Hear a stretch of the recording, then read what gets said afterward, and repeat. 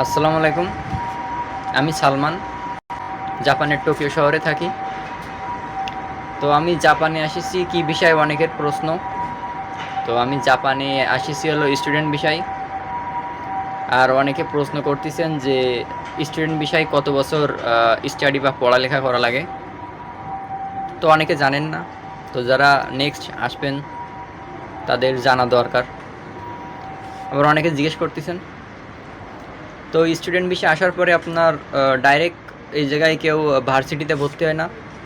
আপনি N5 যখন শেষ করে আসবেন দেশের থেকে, তো এই জায়গায় এসে আরও কিছু ল্যাঙ্গুয়েজ লেভেল শেষ করা লাগবে।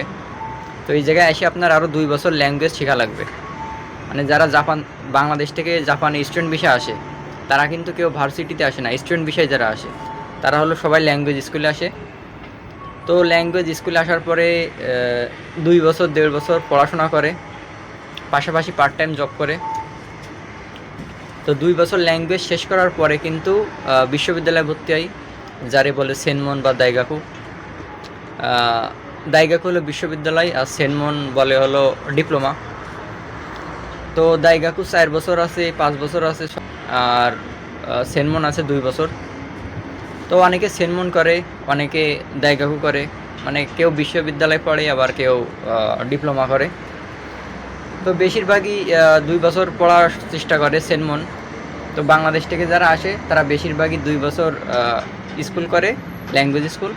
তো তারপরে 2 বছর হলো সেনমন করে। তো এই 4 বছর। তো সব মিলায়ে স্টুডেন্ট বিষয়ে আসলে আপনার পড়াশোনা করা লাগবে 4 বছর। 2 বছর হলো ল্যাঙ্গুয়েজ স্কুল, আর 2 বছর হলো সেনমন। তো 4 বছরের মধ্যে কিন্তু আপনারা জাপানে আসার পরে পড়াশোনা শেষ করতে পারবেন। তো শেষ করার পরে কিন্তু জবে ঢুকতে পারবেন। আর সবাই দেখতেছি ইনবক্সে মেসেজ দিচ্ছেন, এত পরিমাণে মেসেজ তো পড়া সম্ভব না, সময় নেই। তো মেসেজ দিচ্ছেন কেমন মেসেজ? হাই, হ্যালো, কেমন আছেন, আসসালামু আলাইকুম, বা এইগুলা মেসেজ তো কোনো মেসেজ না। আপনাদের যদি সত্যি কোনো কিছু জানার থাকে তাহলে হলো একটা মেসেজে লেখেন সম্পূর্ণ, লেখার পরে আমারে সেন্ড করেন, যাতে আমি যখন সময় পাই, ফ্রি সময়, তখন আমি ওইটা দেখে রিপ্লাই দিতে পারি বা রিপ্লাই ভিডিও দিতে পারি। তো আপনারা হাই হ্যালো এইগুলা লিখে তো সিন করবো কখন আর রিপ্লাই দেবো কখন? অত তো সময় নেই আমার।